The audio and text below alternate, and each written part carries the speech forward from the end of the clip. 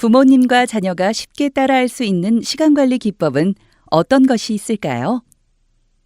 수많은 시간관리 기법이 있지만 간단하면서도 집중력도 최대로 올리는 기법인 포모도로가 있습니다. 이번 시간에는 시간관리 방법을 이해함으로써 자녀들이 더욱 효과적인 시간관리를 할 수 있도록 지도한다 라는 목표를 가지고 시간관리 방법의 하나인 포모도로 기법을 소개하고 활용하는 방법에 대해 알아보도록 하겠습니다.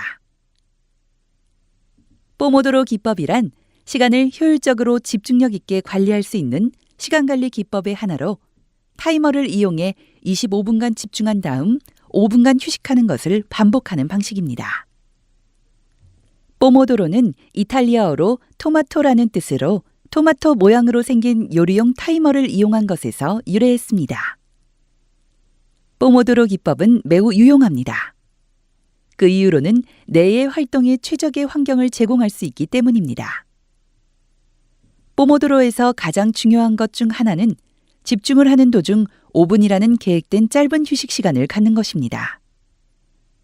5분간 쉬는 시간을 통해 집중력이 고갈되는 것을 방지하고 다시 집중할 수 있는 에너지를 회복할 수 있습니다. 또한 쉬는 시간이 열심히 집중했던 것에 대한 보상으로 돌아오면서 휴식 이후에 더욱 열심히 일을 할 수 있게 됩니다. 또한 포모도로를 사용하면 방해받는 상황을 쉽게 관리할 수 있습니다. 직장인의 경우 회사에서 일을 하는 동안, 학생들의 경우 학교나 집에서 공부를 하는 동안, SNS, 메시지, 이메일 등 집중을 방해하는 다양한 요소들을 경험하게 됩니다. 포모도로를 사용하면 이런 방해 요소를 효과적으로 관리할 수 있습니다. 그리고 갑자기 새로운 일이 추가되어도 원래 계획대로 일을 추진할 수 있습니다. 그리고 포모도로 수행 결과를 돌아보며 자신의 하루를 점검하고 정해진 시간 동안 자신이 최대한으로 집중했을 때 얼마나 일을 할 수 있는지 확인할 수 있습니다. 이렇게 확인한 결과를 가지고 자신의 역량을 더욱 정확히 파악할 수 있고 하루에 처리할 일의 양을 조정하여 최고의 성과를 만들어낼 수 있습니다. 이제 포모도로를 하는 방법에 대해 알아봅시다. 기본적으로 포모도로는 다음의 6단계로 구성됩니다. 첫째, 타이머가 돌아가는 동안 할 일을 한 가지만 정합니다. 둘째, 타이머를 25분으로 맞춥니다. 셋째, 25분 동안 오로지 그 일에만 집중합니다. 넷째, 25분이 끝나면 포모도로 하나가 끝났음을 기록합니다. 다섯째, 5분간 휴식 시간을 갖습니다. 여섯째, 다시 타이머를 25분으로 맞추고 일에 집중합니다. 네 번째 포모도로가 끝나면 20분가량의 긴 휴식을 취하고 계속 일을 반복합니다. 포모도로를 진행하기 위한 준비물은 타이머와 빈 종이입니다. 타이머는 포모도로 기법 활용 중 시간 측정을 위해 필요합니다. 5분이나 20분의 쉬는 시간, 25분에 집중하는 시간을 세팅할 수 있어야 하며 하나의 포모도로를 진행하는 동안 남은 시간을 확인할 수 있으면 좋습니다. 빈 종이는 각각 해야 하는 일 전체 목록을 기록하고 오늘 수행할 일을 기록하고 그리고 포모도로 수행 결과를 기록하는 시트로 사용하게 됩니다. 포모도로를 하는 동안에는 현재 하는 일에만 오롯이 집중해야 하기 때문에 머릿속에 해야 할 모든 일을 빈 종이에 적어야 합니다. 그리고 일 목록 중 오늘 우선 할 일을 옮겨놓은 오늘 할 일 시트를 만듭니다. 오늘 할 일 시트에 적은 일은 급하고 중요한 일, 급하지 않지만 중요한 일 등의 순으로 옮겨 적습니다. 이제 포모도로를 수행하는 한 가지 예시 상황을 살펴보며 함께 포모도로에 도전해 봅시다. 포모도로는 각각 계획하기, 추적하기, 기록하기, 처리하기 순으로 진행됩니다. 먼저 첫 번째 단계인 계획하기에서는 일 목록 안의 내용 중 우선순위에 따라 오늘 할 일 시트에 옮기고 타임박스를 그립니다. 타임박스는 각각의 활동을 하기 위해 몇 개의 포모도로가 필요한지 나타냅니다.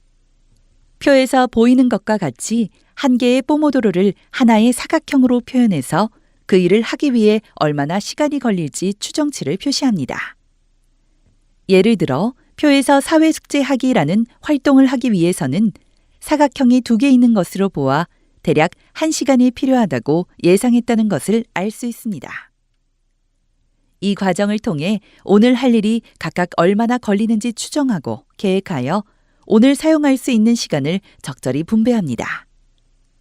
두 번째 단계인 추적하기에서는 오늘 할 일 시트의 가장 위에 있는 일부터 25분 단위로 하나씩 수행합니다. 하나의 포모도로인 25분의 집중과 5분의 휴식이 끝나면 타임박스 위에 X 표시를 하여 하나의 포모도로를 마쳤다고 기록합니다.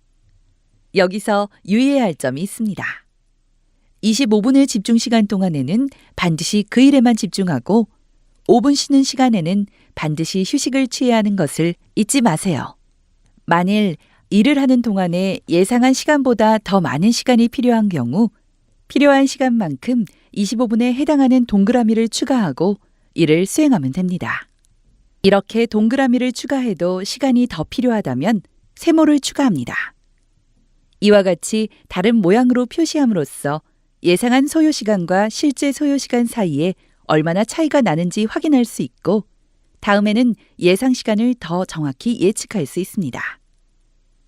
일을 하다 보면 방해받는 상황이 발생하곤 합니다. 25분간 지속되는 포모도로 동안에도 주의를 산만하게 하는 일이 수없이 발생할 수 있습니다. 방해에는 내부 방해와 외부 방해가 있습니다. 내부 방해는 본인 스스로에게서 발생합니다.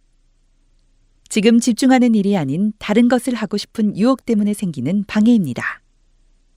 예를 들어 자녀가 공부를 하는 동안 콘서트 티켓을 예매하기로 한 것이 떠오르거나 잠깐 SNS를 확인하고 싶은 마음이 드는 경우 친구와 통화를 해야겠다는 생각이 드는 경우처럼 마음속에서 잡념이나 새로운 계획, 할 일 등이 떠오르는 것을 말합니다. 이와 달리 외부 방해는 다른 사람으로부터 발생하는 방해입니다. 예를 들어 자녀가 집중해서 공부를 하는 동안 동생이 무언가를 물어보는 상황이나 자녀의 친한 친구가 메시지로 어제 저녁 드라마 이야기를 하는 것처럼 외부로부터 발생하는 방해를 말합니다. 그렇다면 포모도로를 하면서 이러한 방해 상황에 어떻게 대처할 수 있을까요? 가장 간단한 방법은 머릿속에 떠오른 것을 기록해두고 하던 일을 계속하는 것입니다.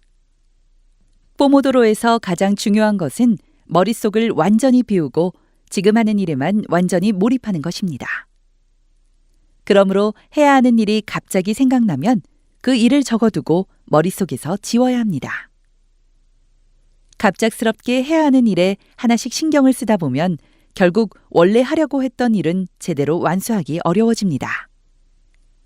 그러므로 갑자기 떠오른 생각에 주의를 빼앗기지 않고 계획에 따라 일을 진행하는 것이 중요합니다. 방해받은 상황에서 새롭게 해야 하는 일이 오늘 꼭 해야 하는 일이면 오늘 할 일 시트에, 급하지 않지만 언젠가는 해야 한다면 일 목록에 추가하고 원래 하던 일에 계속 집중하면 됩니다. 예를 들어 피아노 연습하기를 하는 중에 친구에게 메시지 답장해야 한다는 것이 갑자기 기억날 수 있습니다. 이럴 때는 예상되지 않았던 급한 일 목록에 친구에게 메시지 답장하기를 기록하고 진행 중이던 포모도로가 끝난 후에 처리하면 됩니다. 그리고 피아노 연습하기를 하는 중에 방해를 받았다는 것을 표와 같이 점을 찍어 기록해두면 어떤 상황에서 방해를 받았는지 이후에 분석할 때 도움이 됩니다. 가끔은 급히 화장실에 가는 것처럼 어쩔 수 없는 경우가 있습니다. 이러한 상황에서는 현재 하고 있던 포모도로를 취소하고 방해되는 일을 처리한 다음 다시 25분 타이머를 맞추고 새로운 포모도로를 시작하면 됩니다. 다시 말해 원래 그려놓았던 포모도로에 X표를 하지 않고 휴식 후 처음부터 다시 진행하면 됩니다. 친구가 갑자기 말을 걸어오거나 메시지 알림이 오는 것처럼 외부에서 방해가 오는 경우에는 지금 하고 있는 일이 있다는 것을 상대에게 알리고 몇 시쯤 다시 연락을 하겠다처럼 상대방과 연락이 가능한 때를 조정한 후 오늘 할 일 시트에 예상되지 않았던 일을 추가하고 진행 중인 포모도로가 끝난 후에 연락을 하면 됩니다. 이렇게 하면 현재 진행 중인 일에만 집중할 수 있고 여러 가지 방해를 효과적으로 대처할 수 있습니다. 기록하기는 하루를 마무리하면서 그날 수행한 포모도로 내용을 정리하는 단계입니다. 날짜와 시간, 활동, 예상했던 포모도로와 실제 포모도로의 개수의 차이, 그리고 방해받은 횟수를 기록합니다. 이렇게 기록하면서 오늘 수행한 활동에 대한 예상 포모도로와 실제 포모도로의 차이를 확인하고 다음에 같은 활동을 할 때 적절하게 시간을 배분할 수 있습니다. 그리고 방해받은 상황을 돌아보고 원인을 파악하여 다음 포모도로 시도 때에는 더 효과적으로 대응하는 등 집중력을 높이는 방안을 고려할 수 있습니다. 마지막인 처리하기는 기록하기 단계에서 정리한 내용을 토대로 일하는 방식을 개선하는 단계입니다.